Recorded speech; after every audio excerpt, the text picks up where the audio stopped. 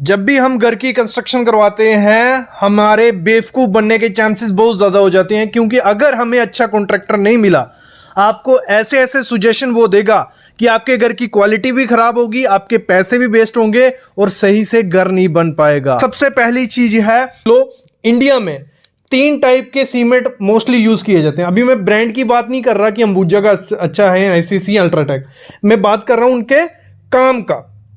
एक होता है OPC cement, ordinary Portland cement, एक होता है पीपीसी सीमेंट, एक होता है पीएससी सीमेंट। ये 3 मोस्टली यूज करते हैं। फुटिंग में पीएससी सीमेंट यूज करो। आपकी जो भी कंस्ट्रक्शन है, प्लास्टर, ब्रिक वर्क, इसमें आपको क्या करना है, पीपीसी, और जो कॉलम, बीम और स्लैब ओपीसी। तो इससे आपका घर स्ट्रॉन्ग बन जाएगा। मंत्र है कि 3 महीने पुराना सीमेंट मत यूज करो। 3 महीने पुराना सीमेंट यूज करने से होता क्या है, उसमें नमी आ गई होती है, मॉइस्चर आ गया होता है। अगली चीज क्या होनी है, कभी भी ड्राइंग बनाने जाओ, आर्किटेक्ट से पूछो वो कौन कौन सी ड्राइंग देगा, मतलब क्या क्या देने वाला है। वो आपको 2D प्लान देगा। 2D प्लान क्या होगा, सिंपल आपका लेआउट होगा कि कमरा यहां है, प्लिंथ आपका यहां है, फर्नीचर लेआउट होता है। कभी भी 2D प्लान मत बनाओ, सिंपल वो प्लान मत बनाओ कि आपका कमरा कहाँ है, आपका रूम ये है, उसके साथ फर्नीचर लेआउट जरूर लो कि आपका बेड कहाँ आएगा, कितना एरिया बच रहा है, फिर एग्जैक्ट आइडिया आपको लगता है कि आपके रूम में जगह कितनी बचेगी। आप प्लान ले लेते हो, बाद में जब बेड लगाते हो, अलमीरा लगाते हो, जगह ही नहीं बचती है ना चलने की फिरने की। तो अगर सिर्फ 2D प्लान भी बनाना है, साथ में फर्नीचर लेआउट ले लो। फिर दूसरा होता है स्टील की डिटेल।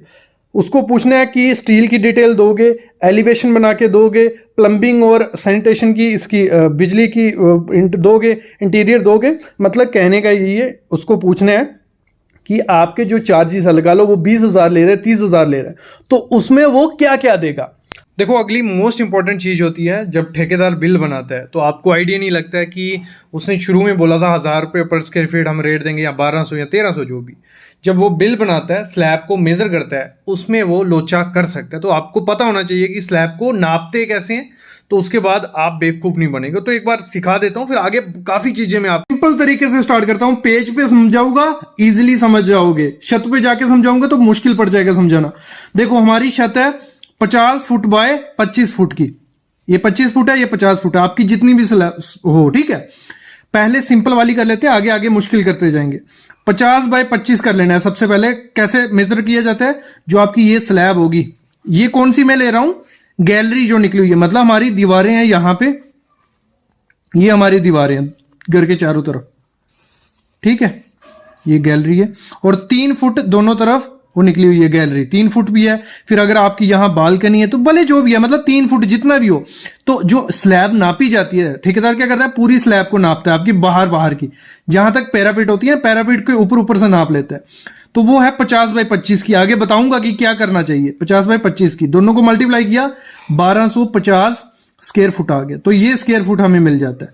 तो इस समय 2024 में अगर अच्छे से घर बनाओगे, आप अच्छी क्वालिटी का भी घर बनाओगे, तो 1400 रुपया पर स्क्वायर फीट इस समय रेट चल रहा है। फुल मटेरियल के साथ आपको दरवाजे में लॉक लगा के वो देके चले जाएंगे। अच्छी क्वालिटी का बन जाता है। फर्नीचर इसमें नहीं आता है, काफी चीजें नहीं आती हैं, सेप्टिक टैंक नहीं आता है, फिर कुछ चीजें होती हैं, लेकिन आपका घर बन जाता है 14। तो मतलब 17,50,000 रुपए में हमारा घर बन जाता है। ये तो एग्जाम्पल थी, मेन मुद्दा है स्लैब का। तो ये हमारा यहां तक क्लियर हो गया। आगे बढ़ो, बहुत कुछ है आगे सिखाने को। कुछ स्लैब क्या होती हैं, टेढ़ी मेढ़ी होती हैं, मतलब 40 फुट ऐसे है, 10 फुट बाहर निकली हुई है, फिर 20 फुट ऐसे है, 30 फुट ऐसे है, फिर 10 फुट यहां ऐसे, मतलब टेढ़ी मेढ़ी होती है। ये तो पता है, आप टेप यहां रखना और यहां से यहां नाप लेना। 40 फुट टेप पढ़ना आता है, नहीं पढ़ना आता है उस पर वीडियो बनाइए, वो भी देख लेना। 40 फुट ऐसे टेप से नाप लेना। जब ये नाप लिया, फिर इसको क्या भाग कर लो, अलग अलग कर लो। एक पार्ट ये कर लिया हमने, यहां से ऐसे ऐसे में जो पार्ट बनाऊंगा ना, वो मैं पॉइंट में कर दे, ये ऐसे यहां से यहां, फिर यहां से यहां, ये एक ही दीवार है, ठीक है, ये ऐसे यहां एक पोर्शन, 1 नंबर इसको दे दिया, 2 नंबर इसको, 3 नंबर इसको। मैं बताता हूं क्यों दिया। 1 नंबर देखो, पहले ऐसे ही करना है आपको। 1 नंबर क्या है, 20 फुट ऐसे है, और ऐसे कितना है, ऐसे हमारा 60 फुट। तो 20 × 60 ऐसे करना है, मतलब अलग अलग सेक्शन बना लो। 20 × 60। तो देखो इसमें क्या है आपका, तो इसमें आप जितना मेजर करोगे वो कर लेना। मेन चीज है कि उसको क्या भाग में कर लेना है आपको। तो यहां देख लो 20 बाय 60, तो 1200 स्क्वायर फीट।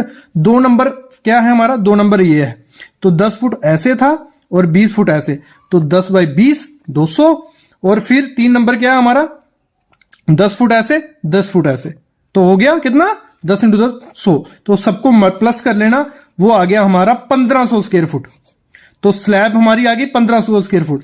फिर इसको 1400 से मल्टीप्लाई कर देते हैं। आपको रेट पूछ लेना अपने ठेकेदार को, वो अगर 1300 में करके दे रहा है अच्छी बात है, अगर 1500 है 1600 है, जो भी रेट है वो उसको पूछ लेना। तो कुछ 21 लाख रुपया हमारा खर्चा आ जाएगा 1500 स्क्वायर फीट की स्लैब को बनाने में। फिर आगे बहुत क्लियर करना है। फिर हमारा है प्लिंथ बीम। देखो कुछ लोग क्या करते हैं, प्लिंथ बीम तक ठेका देते हैं। तो ये जो प्लिंथ बीम तक ठेका होता है, आपका प्लिंथ नापा जाता है, मतलब बाहर से, जैसे ये प्लिंथ का एक कॉर्नर है, ये प्लिंथ का एक कॉर्नर है, ये प्लिंथ का एक कॉर्नर है, ये प्लिंथ का एक कॉर्नर है। तो यहां से यहां नापना है, 20 फुट ये हुआ, ठीक है, और यहां से यहां नापना है, तो इस समझ लो अगर 50 फुट ये है, ठीक है। इन दोनों को मल्टीप्लाई कर देना। हमने ले लिया 1500 स्क्वायर फुट ही था हमारा प्लिंथ भी। तो जो इस समय 2024 में रेट चल रहा है, वो चल रहा है 320 रुपए पर square feet, labour plus material. तो प्लिंथ लेवल तक घर बनाने का खर्चा आ जाता है 4,80,000 रुपया, अगर ये रेट चल रहा है। फिर आरसीसी, सिर्फ आपको आरसीसी तक कराना है, मतलब प्लास्टर तक, उससे आगे काम नहीं करना है, सिर्फ प्लास्टर तक। आपके डोर भी नहीं लगेंगे, टाइल भी नहीं लगेगी, पेंट भी नहीं होगा, सिर्फ प्लास्टर तक आपका खर्चा कितना आ जाएगा, 1100 रुपया इस समय पड़ जाता है रेट। तो अगर 1500 स्क्वायर फीट आपका एरिया है, एरिया निकालना मैंने आपको सिखा दिया, आगे भी सिखाऊंगा और चीजें। तो 1500 जितना भी आपका एरिया होगा मल्टीप्लाई कर देना 1100 से, तो आपको 2024 का रेट मिल जाएगा। कितना खर्चा आएगा, तो 16,50,000 रुपया हमारा आरसीसी का खर्चा आ जाएगा। फिर अगर आपको फिनिशिंग करवानी है, उसमें टाइल लगवानी है, पेंट करवाना है, दरवाजे लगवाने हैं, ये सब चीजें करवानी है, फॉल सीलिंग करवानी है, मॉडल किचन बनानी है, तो 400 रुपया मिनिमम खर्चा आ जाता है पर स्क्वायर फीट। अगर 1500 स्क्वायर फीट का आपकी स्लैब है, तो इसमें सिर्फ स्लैब मापी जाती है, इसमें आपका छज्जा नहीं, तो 6 लाख रुपया हमारा उसका खर्चा आ जाएगा। तो इस तरीके से अभी इसी में आपका क्वेश्चन उठ रहा होगा, एक मैं क्वेश्चन उठा देता हूं आपके लिए, कि जो हमारी ये स्लैब है, लगा लो, ठीक है, अभी और बहुत बताने वाला हूं, छोड़ना मत वीडियो। ये स्लैब है आपकी, और यहां 3 फीट गैलरी इधर निकली है, 3 फीट गैलरी इधर निकली है, 3 फीट इधर और 3 फीट गैलरी इधर। 50 बाय 20 का ये स्लैब है, मतलब 1000 स्क्वायर फीट स्लैब है आपकी। तो होता क्या है, ठेकेदार पूरा गैलरी लेता है, मतलब 3-3 फीट लेता है, हर जगह अलग अलग सिस्टम होता है। आप क्या बोल सकते हो, लेकिन लेनी तो नहीं चाहिए, क्योंकि गैलरी के नीचे कुछ नहीं आ रहा है यार, ना दीवारें हैं, ना कुछ फर्श है, ना फुटिंग है। तो आपको क्या करना है, 50 बाय 20 का जो रेट है वो कर लो, अगर 1400 रुपये पर स्क्वायर फीट चल रहा है, ठीक है, वो कर लो 1400 पर स्क्वायर फीट के हिसाब से। बाकी जो 3 फीट गैलरी निकली है दोनों तरफ, उसका रेट आप 700 कर लो, मतलब आधा रेट मेरे ख्याल में देना चाहिए आपको, इससे इसको आधा भी नहीं होना चाहिए, ऐसे तो बहुत कम होता है, लेकिन उसको भी कमाना है कुछ ना कुछ। तो जो मेन आपकी दीवारों के ऊपर स्लैब होगी, उसका आपको वही सेम रेट देना है, जो 1400 रुपये पर स्क्वायर फीट या 1500, जितना ठेकेदार नहीं है। लेकिन जो गैलरी निकली होगी 3 फीट, उसका आप हाफ रेट दे दो, तो वो सही रहेगा। अगली चीज कहाँ लोचा होता है, स्लैब की थिकनेस में। जो स्लैब की मोटाई होती है ना, उसमें कंक्रीट सबसे ज्यादा लगने वाला होता है। अगर वो आधा इंच भी कम कर देंगे तो बहुत सीमेंट के बैग बच जाएंगे उनके, मतलब अगर 10-15 बैग या 20-30 बैग बच गए तो काफी पैसा बच रहा है उसका। तो आपको चेक करना है कि वो जो 5 से 6 इंच स्लैब आपको देनी है, 5 से 6 इंच रहनी चाहिए ना, तो वो कुछ आपको मेजरमेंट के लिए कांडी रखनी चाहिए। कांडी क्या होती है, स्टिक होती है, निशान लगाया होता है, तो वो डाल के देखा जाता है कि सही है कि नहीं। तो आपको थिकनेस में भी ध्यान देना है, वहां ठेकेदार आपको कंफ्यूज या कम थिकनेस रख के पैसे बचा सकता है। थिकनेस प्रॉपर होनी चाहिए, ज़्यादा देके भी कोई फ़ायदा नहीं है, कम देके भी नहीं है। अगला होता है कंस्ट्रक्शन का मटेरियल। देखो होता क्या है, क्यों ये बेवकूफ़ आपको बना सकते हैं, क्योंकि कुछ ठेकेदार क्या होते हैं, जो अच्छे ठेकेदार हैं वो अच्छे से काम करेंगे, कुछ ठेकेदार कम पैसे में काम उठा लेते हैं, फिर खुद का भी पैसा नहीं उनका निकलता है, तो उनको क्या करना पड़ता है, इन्हीं चीज़ों में झोल झाल करेंगे वो आपसे। तो जो कंस्ट्रक्शन का मटेरियल हो गया, जैसे सीमेंट हो गया, वो पुराना सीमेंट अगर लाते हैं, 3-4 महीने से ज़्यादा पुराना सीमेंट हो, वो सस्ता मिलता है। सीमेंट ACC बैग ही होगा या अल्ट्राटेक ही होगा, लेकिन पुराना सीमेंट सस्ता सीमेंट होता है थोड़ा। और फिर साथ ही साथ सरिये में वो कर सकते हैं कि आपने टाटा का कहा है, कुछ सरिया टाटा का लगा रहे हैं, बीच में कुछ मिक्स कर रहे हैं, दूसरा सरिया कुछ कंपनी का। जहाँ आपका क्या होता है, जो रेत है, सैंड है, वो घटिया क्वालिटी के लगा देंगे, तब तो कुछ आइडिया नहीं लगेगा, तब सही से घर आपका बनेगा, लेकिन बाद में वो निकलने लग पड़ेगा। तो कंस्ट्रक्शन मटेरियल भी चेक कर लेना, जब किसी ठेकेदार को काम दो आपको पता होना चाहिए कि क्या मटेरियल वो ला रहा है। ईंट 10 किस्म की ईंट आती है, आपको बोल देगा कि हम एक क्लास क्वालिटी की ईंट यूज़ करेंगे, तो वो देखने में अच्छी होगी और बेकार ईंट लगा सकता है। तो ये चीज़ें भी देखनी है। अगली चीज़ होती है डोर जो बनाते हैं। देखो डोर बने बनाए लगाए जाते हैं ठेकेदार के द्वारा, तो डोर भी 3-4 किस्म के आते हैं कि अंदर से वो खाली रहते हैं, मतलब जो WPC हो गया या लैमिनेट डोर हो गया, बाहर से पूरा अच्छे से माइका लगा होगा लेकिन अंदर से वो खोखला होता है। जब उस पर आप जो लॉक्स लगाते हैं या कुछ लगाते हैं वो थोड़े टाइम बाद उसके स्क्रू निकल जाते हैं क्योंकि अंदर से वो खाली होता है। तो कभी भी डोर लेना है अच्छा चेक करके लेना है कि वो सही से, बाहर से नहीं देखना है। इसकी क्वालिटी होती है कि एक मतलब उसकी कितनी डेंसिटी होनी चाहिए दरवाजे की, इस पर वीडियो है वो ज़रूर देखना आप, मैं डिस्क्रिप्शन में लिंक दे दूंगा कि दरवाजे में भी वो जोल जाल कर सकते हैं। अगली चीज़ होती है जो कंडक्ट पाइप और PVC जो पानी की पाइप्स होती हैं जहाँ हमारी कंडक्ट पाइप लगाई जाती है, तो उसमें क्या होता है क्वालिटी हल्की भी आती है। वो जब स्लैब में डालते होते हैं कंडक्ट पाइप तो वहाँ भी टूट सकती है वो, तो अच्छी क्वालिटी की पाइप लेनी है कि वो टूटे नहीं तो वहाँ आपकी स्लैब में दरार भी आ सकती है और सीपेज भी होती है जब पानी की पाइप अंदर डाली जा रही होती है। ऐसे तो CPVC लगानी है, वो लगाते भी CPVC हैं, लेकिन उसमें भी क्या होता है प्रेशर का होता है। अगर कम प्रेशर झेलने वाली पतली गॉज होता है ना पाइप का, कि उसकी पाइप मोटी कितनी है वो गॉज देखना है आपको, प्रेशर चेक करना है कि प्रॉपर प्रेशर वाली पाइप लगाई है कि नहीं लगाई है। अब इस वीडियो में मैं सब बता नहीं सकता आपको कि कितना प्रेशर होना चाहिए क्योंकि वीडियो फिर 2 घंटे की हो जाएगी। इस पर वीडियोज़ मैं बना चुका हूँ कि पाइप कौन सी होनी चाहिए, कंडक्ट पाइप कौन सी होनी चाहिए। आप यूट्यूब पर जाना, पहले जो भी टॉपिक आपको घर की कंस्ट्रक्शन में दिक्कत आ रही है उस टॉपिक का नाम लिखना, आगे लिखना सिविल साइट विजिट, हमारी वीडियोस आ जाएंगी आपको। अगली चीज़ होती है वायर। जब तार घर में लगाई जा रही होती है तो आपने बोला होता है हैवल्स की या पॉलीकैब की, जिस भी कंपनी की, वो ठेकेदार ले आता है, लेकिन उसमें भी 3-4 किस्म होती है। एक होती है फायर रेजिस्टेंट जिसमें फायर या स्मोक नहीं लगेगी, इतनी जल्दी ख़राब नहीं होती है। पॉलीकैब की एक ऐसी भी आती है जो नॉर्मल क्वालिटी की रहेगी, उसमें आग लगने के चांसेस होते हैं। तो आपको जब भी वायर वगैरह या कुछ भी ठेकेदार के ऊपर छोड़ना है तो अच्छी क्वालिटी की आपको चेक कर लेना है। गूगल भी बता देगा, यूट्यूब भी बता देगा कि कौन सी चीज़ अच्छी है, कि इसमें जल्दी आग नहीं लगती है या क्या चीज़ है, तो आपको ये चीज़ भी चेक करनी है। अगला बहुत बड़ा जोलजाल होता है जो स्ट्रक्चर डिटेल, मतलब जब की घर की कंस्ट्रक्शन होती है जो स्टील बांधा जाता है। एक तो मैंने मोस्टली देखा है जो रिंग बांधे जाते हैं कॉलम में, कॉलम तो आप दे रहे हो 12 इंच बाई 15 इंच का कॉलम दिया था, लेकिन जो उसमें सरिया बांधा है उसमें जो रिंग दिए हैं, रिंग की स्पेसिंग कितनी होती है 10 इंच, 9 इंच, 12 इंच, इतने दूर दूर मैंने स्पेसिंग देखी है करके कि रिंग की इतनी स्पेसिंग दिखती है। तो वो पिलर की कोई शक्ति नहीं रहेगी, मतलब जो चीज़ आपके सरिया को पकड़ के रख रही है। स्टीरअप का बहुत इंपॉर्टेंट रोल होता है रिंग का, अगर वो सही से नहीं दोगे तो दिक्कत आएगी। 6-7 इंच से ज़्यादा स्पेसिंग मैंने नहीं देखी किसी पिलर में देनी चाहिए, तो 6-7 दिन में मैक्सिमम बोल रहा हूँ। तो आपको स्पेसिंग सही से देनी है, और स्पेसिंग कैसे देनी होती है इस पर वीडियोज़ हैं।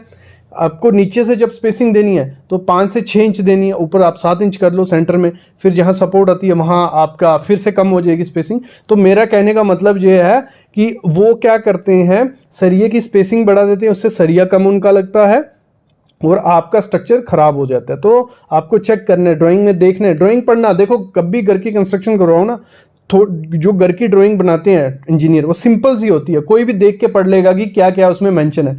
बस आपको वो थोड़ा पढ़ लेना है जब भी घर की कंस्ट्रक्शन स्टार्ट होती है। तो जब पढ़ के आप देखोगे साइड पे जाके तो आपको काफ़ी गलतियां भी पकड़ लोगे, और ठेकेदार को भी थोड़ा डर रहेगा कि नहीं ये ड्राइंग देख रहे हैं। वरना आप ड्राइंग जहीं मर्जी से बना लो, फिर जब आप साइड पे देखोगे नहीं वो ड्राइंग से कर रहे हैं नहीं कर रहे, तो दिक्कत आ जाती है। कुछ कॉन्ट्रैक्टर ये चीज़ें करते हैं क्योंकि कम रेट में उन्होंने काम लिया होता है, तो वो दिक्कत आएगी। सरिये की डिटेल अच्छे से स्ट्रक्चर से बनानी है और चेक भी करनी है स्पेसिंग सही से दे रहा है नहीं दे रहा है। अगली चीज़ होती है जब फॉल सीलिंग हम किसी ठेकेदार को दे देते हैं तो फॉल सीलिंग हम रेट कर लेते हैं फिक्स 120 से 130 रुपये पर स्क्वायर फीट, लेकिन जो देखने में वो डिज़ाइन वैसा ही बना देगा, लेकिन अंदर का मटेरियल भी आपको चेक करना है कि अच्छी कंपनी के चैनल लगा रहा है नहीं लगा रहा है, स्क्रू लगा रहा है नहीं लगा रहा है। नहीं तो होगा क्या, 3-4 साल वो फॉल सीलिंग बहुत अच्छी दिखेगी आपकी, लेकिन थोड़े टाइम बाद उसमें क्रैक्स भी आएंगे और कईयों की फॉल सीलिंग नीचे गिर भी जाती है। तो ये भी बहुत जगह देखा है, तो आपको चेक करना है।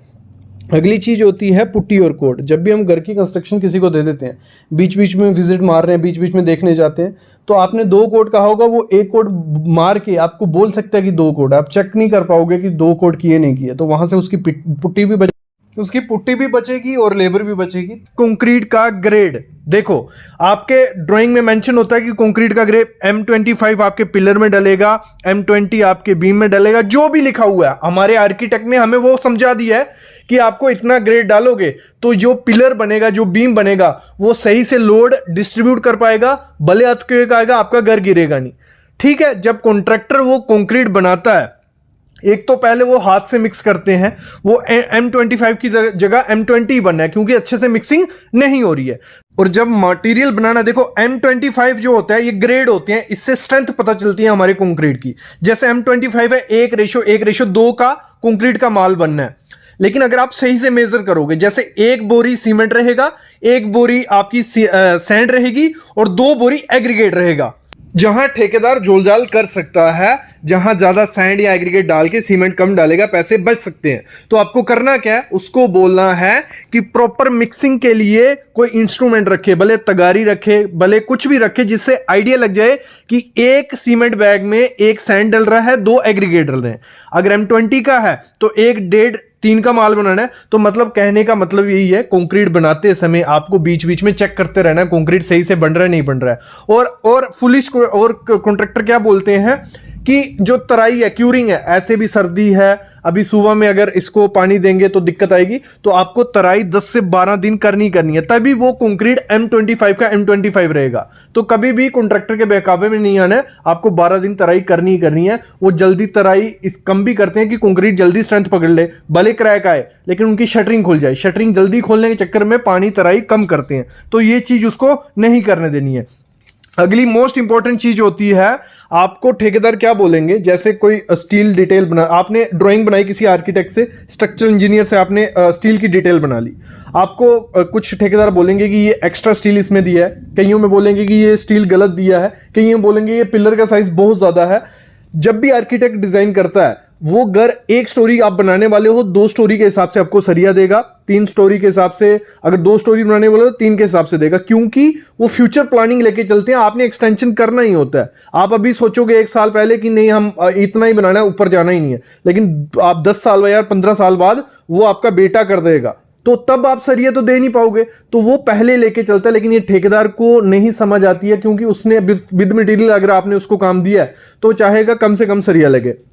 तो आपको जो भी ड्राइंग होगी आर्किटेक्ट से बनवानी है, और जितना जैसा सरिया उसने कहा है वैसे देना, और आर्किटेक्ट एक्सपीरियंस्ड होना चाहिए, ये पहली शर्त रहती है। किसी सिविल इंजीनियर या किसी फ्रेशर से बना लोगे तो दिक्कत रहेगी, वो दिक्कत रहती है क्योंकि एक्सपीरियंस इतना नहीं होगा। तो एक्सपीरियंस से बनाओ, जितनी डिटेल हो वही देनी है। फ्यूचर के हिसाब से सरिया दिया रहता है, काफ़ी चीज़ें इंजीनियर देख के सरिया देते हैं। ठेकेदार का ये होता है कि पुराना में हमने 1 स्टोरी का या 2 स्टोरी का घर बनाया था, उसमें तो रॉड अलग थे, वहाँ मिट्टी अलग थी, वहाँ हवा अलग थी, सब चीज़ें देख के ही स्टील डिटेल बनाई जाती है। तो एक्सपीरियंस आर्किटेक्ट से ही स्टील डिटेल या ड्राइंग बनाना। और साथ ही साथ मैं कहूँगा, जब भी डिटेल बनाओ, सब डिटेल बनाओ, प्लम्बिंग की डिटेल भी बनाओ, क्योंकि क्या होता है लोग सब डिटेल बना देते हैं, स्टील वगैरह दे देते हैं, जब प्लम्बिंग पाइप डालने की बात आती है तो कहीं से बीम कट रहा है, कहीं से कॉलम कट रहा है, तो वो स्ट्रेंथ वैसे डिक्रीज होगी। तो बीम कॉलम आपके कभी भी प्लम्बिंग के काम के लिए नहीं कटने चाहिए।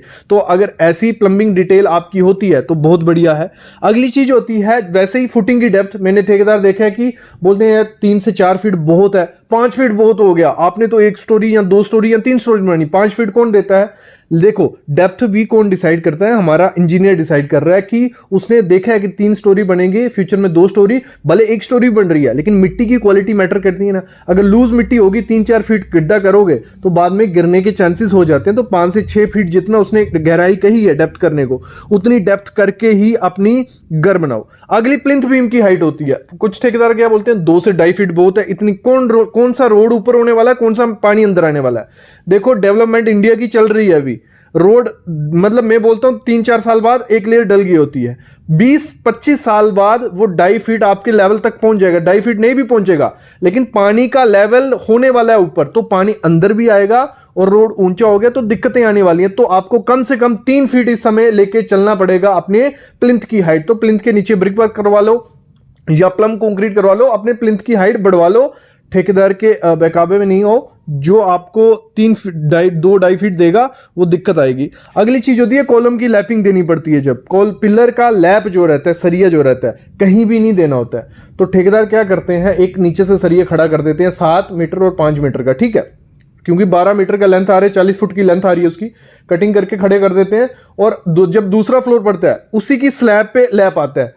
कभी भी जो स्लैब होती है वहां पे लैप नहीं देना है, वो सबसे क्रिटिकल जोन होता है फेलियर का, वहां सबसे ज्यादा पिलर फेल होते हैं, तो वहां पे लैप नहीं देना। आपको हमेशा पिलर के सेंटर में लैप आना चाहिए, वो भी आगे पीछे होना चाहिए, अल्टरनेट होना चाहिए, एक जगह पे लैप नहीं आना चाहिए। तो उससे क्या होगा, लोड प्रॉपर से डिस्ट्रीब्यूट होगा। तो उसको बोल दो कि हमारा लैप सेंटर में रहना चाहिए।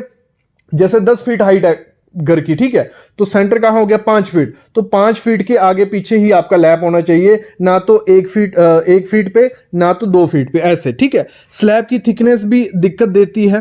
ठेकेदार क्या करते हैं, यहाँ कंक्रीट बहुत ज्यादा जाता है, क्योंकि अगर आधा इंच भी स्लैब मोटी हो गई तो उनका कंक्रीट सीमेंट लेबर बहुत जा रहा है, तो वो कम से कम स्लैब देते हैं, मतलब 4.5 दे दी या 5 दे दी। तो आपको 5 इंच से कम स्लैब मोटाई नहीं रखनी है, 5 इंच रखनी ही रखनी है। 5 से 6 इंच स्लैब रखो, ज्यादा भी रखने की जरूरत नहीं है, कम भी नहीं। और 4 से 5 के हिसाब से करनी है कि स्लोप आपकी पूरी मेंटेन हो। वो क्या करते हैं, एक जगह 4 इंच कर देंगे, दूसरी जगह 5 इंच कर देंगे कि स्लोप, हमें स्लोप देनी थी, तो नहीं तो पानी रुकना था आपकी छत पे, तो आप करो क्या, एक जगह 6 इंच दे दो, 6.5 इंच दो भले, तो दूसरी जगह 5 इंच दो। 5 इंच से कम नहीं देने देना, नहीं तो दिक्कत आपको बाद में आने वाली है। आपका छत शिवर करेगा, क्रैक आएंगे, क्योंकि सरिया जो बीच में है, सरिये को मतलब कम से कम 1 इंच ऊपर नीचे जगह चाहिए, नहीं तो वो क्रैक कर देता है, सरिया अंदर सड़ने लग पड़ता है। तो ये चीज भी होती है। जब भी प्लास्टर होता है, देखो ठेकेदार को काम दिया तो वो बोलेगा आपने फॉल सीलिंग करवानी है, तो मेरे ख्याल में प्लास्टर की जरूरत नहीं है, एक्स्ट्रा खर्चा है, एक्स्ट्रा लेबर है, तो आपको प्लास्टर करवाना ही करवाना है। भले फॉल सीलिंग करवा रहे हो, उससे होगा क्या, जो नमी रहती है, मॉइस्चर रहता है, आपकी पीओपी को खराब कर देता है। अगर प्लास्टर नहीं करवाया होगा तो सीलन आएगी आपके घर में, तो प्लास्टर करवाना जरूर। फिर बहुत बड़ी गलती करते हैं, जैसे आपने ड्राइंग तो बना ली, कई जगह ड्राइंग नहीं बनाई जाती है, जब ठेकेदारी सब कुछ कर रहे हैं, चलो ठीक है, तो वो क्या करते हैं, लटक बीम नहीं देते हैं। लटक बीम कौन से हो गए, जो बीम नीचे दिखते हैं वो बीम घर में कम देते हैं, वो करते हैं स्लैब बीम दे देते हैं पूरे घर में। स्लैब बीम सारे घर में नहीं होंगे, अगर एरिया कम है, छोटे छोटे कमरे हैं, लगा लो 7 बाई 8 फीट का कमरा है या 10 फीट का कमरा, 10 बाई 10 से ज़्यादा जगह है ही नहीं, तो वहाँ पे स्लैब बीम दे दोगे चल जाएगा। लेकिन जहाँ बड़ा एरिया होगा, जहाँ हॉल है, तो वहाँ पे आपको लटक बीम देना पड़ेगा, क्योंकि प्रॉपर से लोड डिस्ट्रीब्यूट वही करता है। स्लैब बीम उतना लोड डिस्ट्रीब्यूट नहीं कर पाएंगे। फ्यूचर में जब एक्सटेंशन होगा तो आपकी स्लैब झुकने के चांसेस हो जाते हैं। तो वो ठेकेदार अपना शटरिंग का, लेबर का पैसा बचाने के लिए लटक बीम नहीं देते, क्योंकि उसमें उसको ज़्यादा टाइम लगता है, तो वो स्लैब बीम दे देते हैं। तो आपको उसको बोलना है कि जैसे हमारी डिटेल है ड्राइंग की वैसे दो, जहाँ तो लटक बीम दो। अगर 10-12 फीट से ज़्यादा डिस्टेंस हो जाता है किसी एरिया में, वहाँ लटक बीम ही काम करेगा अच्छे से, नहीं तो दिक्कत आएगी। कुछ ठेकेदार क्या करते हैं, देखो हमारा बिल कैसे बनता है, स्लैब को मेजर किया जाता है, तो वो क्या करते हैं, स्लैब बढ़ाते हैं। 2-2.5 फीट छज्जा बहुत इनफ होता है, इतना ज़्यादा ज़रूरत नहीं होता है कि पानी नहीं लगता है अंदर, 2-2.5 फीट बहुत है। तो वो क्या करते हैं 3-3.5 या 4 फीट दे देते हैं, क्योंकि जितनी ज़्यादा बड़ी स्लैब होगी, छज्जे को भी मेजर किया जाएगा, तो उतना ज़्यादा उनका बिल बनेगा। जैसे रेट हुआ 1800 रुपये पर स्क्वायर फीट, तो पूरी स्लैब अगर ऐसे आपकी 1000 स्क्वायर फीट है, छज्जा निकाल दिया 200 स्क्वायर फीट बढ़ गया, तो 200 × 1800 करोगे, देखो ना एक्स्ट्रा बिल बनेगा। वो बिल फ्री का है, क्योंकि उसके नीचे तो छज्जे के नीचे कुछ नहीं आया, तो वो छज्जा भी लिमिटेड निकालना जितना आपको उसकी ज़रूरत होगी। अगली चीज़ क्या करते हैं ठेकेदार, लिंटल और कंक्रीट बैंड नहीं देते। लिंटल क्या हो गया, हमारा 7 फुट पे जो आता है खिड़कियां दरवाजों के ऊपर, वो बहुत इंपॉर्टेंट होता है, उससे क्रैक बढ़ते नहीं है और आपके घर को पकड़ के भी रखता है वो लिंटल। और कंक्रीट बैंड होता है जहां खिड़कियों के नीचे होता है, पूरे घर में कंक्रीट बैंड दोगे आपके घर में क्रैक भी नहीं आएंगे, घर को पकड़ के रखेगा। ठेकेदार नहीं देते हैं, वो क्या करते हैं सीधी दीवारें चढ़ाएंगे, स्लैब डाल देंगे, क्योंकि उनका लेबर बच रहा है, मटेरियल बच रहा है, टाइम बच रहा है, सरिया बच रहा है। तो आपको अपने घर में लिंटल और छज्जा जरूर देना, नहीं तो फुलिश सुजेशन तो वो तो देते रहेंगे, बस आपको उससे नहीं जाना है उनके साथ। अगली चीज है वॉल थिकनेस। कुछ ठेकेदार क्या करते हैं, आप पिलर और बीम दे रहे हो तो फिर तो जो वॉल का कोई काम ही नहीं है, वो सही भी बोल रहे हैं, वॉल का कोई काम नहीं होता है, लेकिन मैं ये सुजेस्ट करूंगा बाहर की जो दीवारें 9 इंच की रहेंगी तो बहुत अच्छा है, क्योंकि सेफ्टी के पर्पज से भी अच्छा है, सीलन की पर्पज से भी अच्छा है, और प्रॉपर से अगर डिजाइन नहीं हुआ है, कॉलम बीम सही से डिजाइन नहीं हुआ है, तो हमारी जो बाहर की 9 इंच की दीवार होगी वो आपके घर का लोड प्रॉपर से डिस्ट्रीब्यूट कर पाएगी। तो मैं कहूंगा बाहर की तो 9 इंच की दे दो, भले अंदर की 4 इंच की दो, ये चीज भी कर सकते हो। अगली चीज होती है जब स्लैब की शटरिंग होती है, तो ठेकेदार का सबसे ज्यादा टाइम पैसा वहीं जा रहा होता है, क्योंकि शटरिंग में बहुत मटेरियल लगा होता है। तो वो क्या करता है 10 से 12 दिन में शटरिंग खोलने के शुरू कर देते हैं। क्या करते हैं, थोड़ी थोड़ी बल्ली निकाल देंगे, थोड़ा थोड़ा प्लेटें निकाल देंगे, फिर बाद में प्लेटें निकाल के वहां बल्ली खड़ी कर देंगे कि हो जाएगा। नहीं, अगर आपने 14 से 15 दिन से पहले शटरिंग खोली तो आपके घर में मैं बोलता हूं हेयर लाइन क्रैक्स आने के चांसेस हो जाते हैं। ठीक है, तो 14 दिन में कम से कम 90% हमारा कंक्रीट स्ट्रेंथ पकड़ चुका होता है। 14 दिन के बाद शुरू कर सकते हो, लेकिन विंटर में नहीं करना है। जहां पीपीसी सीमेंट अगर स्लैब में यूज कर रहे हो तो कम से कम 18 से 19 दिन रुक जाओ, फिर थोड़ी अच्छी स्ट्रेंथ आ गई होती है, उसके बाद खोल लो, फिर जो वर्टिकल प्रॉप्स लगा सकते हो। अगली चीज होती है, जब भी हम क्या करते हैं, मैंने देखा है सीढ़ी बनाते हैं, कुछ ठेकेदार क्या करते हैं, नीचे कंक्रीट की बेस स्लैब होती है, ये कंक्रीट की स्लैब डाली, उसके ऊपर ईंट का टप्पे बना देते हैं। वो डेड लोड बनाता है किस पे, बेस स्लैब पे। बेस स्लैब थोड़े टाइम बाद झुकने के चांसेस हो जाते हैं, तो आपको ऐसा नहीं करना है। पूरी जो सीढ़ी है कंक्रीट की, उसको बोलो प्रॉपर से सरिया दे नीचे ऊपर, नहीं तो बाद में आपकी सीढ़ी झुक सकती है, प्लास्टर निकलने के चांसेस हो जाते हैं। जब भी इस घर की कंस्ट्रक्शन करवाते हैं, सरिये के काम में दिक्कत देते हैं ठेकेदार, उनका हुक जो रहता है, सिर्फ रिंग होते हैं ना, उनका हुक सीधा रखते हैं, क्योंकि उनका टाइम ज्यादा लगता है। अगर हुक प्रॉपर से यू रखेंगे, ऐसे हुक रखना होता है, पूरा अंदर हुक रहे, अंदर हुक रहेगा, आपके सरिये को पकड़ के रखेगा, लेकिन वो सीधा रखते हैं कि जल्दी जल्दी हुक बन जाए, जल्दी जल्दी सरिये में डल जाए, और स्पेसिंग भी अपने हिसाब से देते हैं, जो ड्राइंग पे मेंशन होगा वही बोलना। जब भी टाइल लगाई जाती है घर में, वो क्या करते हैं, सीमेंट से वॉल टाइल चिपका देते हैं, भले वो 7-8 फीट 9 फीट पे टाइल लगा रहे हैं। देखो, जब जैसे जैसे टाइल की हाइट बढ़ती जाती है, उसके गिरने के चांसेस और ज्यादा हो जाते हैं, और बड़ा प्लैंक लगोगे और गिरेगा। तो उसके लिए टाइल एडिसिव, टाइल केमिकल जो आए हैं, अलग हाइट के लिए अलग टाइप का केमिकल होता है, तो उसी हिसाब का केमिकल यूज करके लगाना, सीमेंट से कभी नहीं लगाना। अगली चीज क्या करनी है, जो डोर वगैरह हम लोग घर में लगवाते हैं, जब आप ठेकेदार फुल मटेरियल दे देते हो काम, तो वो क्या करता है, फ्लश डोर लिख देता है कि फ्लश डोर लगा के दूंगा, लेकिन फ्लश डोर सॉलिड भी होते हैं और अंदर से खाली भी होते हैं। तो वो देख लेना अच्छी क्वालिटी का फ्लश डोर लगा रहा है नहीं लगा रहा है, क्योंकि जो अच्छी क्वालिटी का होगा वो 6-7 हज़ार के से ही स्टार्ट होता है, बाकी 3-4 हज़ार रुपये का मिलेगा, वो अंदर से खाली रह सकता है। देखो, अगली चीज क्या होती है, जब भी हम एटीटी करवाते हैं, हमारे ठेकेदार ने बोला था कि हम ट्रीटमेंट कर देंगे, एंटी ट्रीटमेंट, लेकिन वो करता क्या है, थोड़ा थोड़ा कर देगा, मतलब सामने सामने आपको दिखा देगा कि एटीटी हो रहा है। नहीं, उसको बोलना है फुटिंग में अलग से एटीटी होगा, क्योंकि स्प्रे भी किया जाता है एटीटी, और होल करके जो प्लिंथ होता है हमारा, उसके चारों तरफ होल किए जाते हैं, उसमें केमिकल फिल किया जाता है, भरा जाता है, और 1:19 का माल बनाना है। मतलब 1 लीटर अगर केमिकल है, 19 लीटर उसमें पानी डलेगा। और जब चिकन मैश लगानी है, ठेकेदार क्या करते हैं, सिर्फ जहां हमारा कॉलम और ब्रिक का जॉइंट होता है वहीं लगाते हैं। नहीं, आपको बीम और ब्रिक के जॉइंट पे, 2 ब्रिक का जॉइंट है वहां पे हर जगह फाइबर मैश और चिकन मैश लगानी है, फिर आपके घर में क्रैक्स नहीं आएंगे। और साथ ही साथ आपको क्या करना है, जो कवर ब्लॉक होता है, बहुत इंपॉर्टेंट चीज होती है। कवर ब्लॉक आपके घर में ठेकेदार यूज नहीं करेगा, कईयों को पता भी नहीं होता है। तो कवर ब्लॉक अगर नहीं होगा, सरिया बाहर दिखेगा, बाद में सरिया सड़ जाता है और हमारा घर कमजोर हो जाता है। जितना भी सरिया आपने प्रोवाइड किया होगा, अंदर अंदर से वो सड़ने लग पड़ता है, अगर थोड़ा भी बाहर वो सरिया रह जाए। बातें काफ़ी ज़्यादा हो गई हैं, आई होप आपको समझ आ गई हूँ क्या मैंने बातें बताई कि कॉन्ट्रैक्टर आपको बेवकूफ़ बना सकता है। सारे नहीं बनाते, कुछ बनाते हैं, लेकिन उनसे बच के रहना है। बचना क्या है, बस ये चीज़ें आपको उनको नोटिस करनी है। अगर ऐसा कर रहे हैं तो उनको समझान देना है कि ऐसे नहीं ऐसे करो। बाकी आई होप आइडिया लग गया होगा। अगर पार्ट 2 डिमांड करते हो कमेंट करना, बाकी चैनल को सब्सक्राइब कर लो और बेल आइकन दबा लो।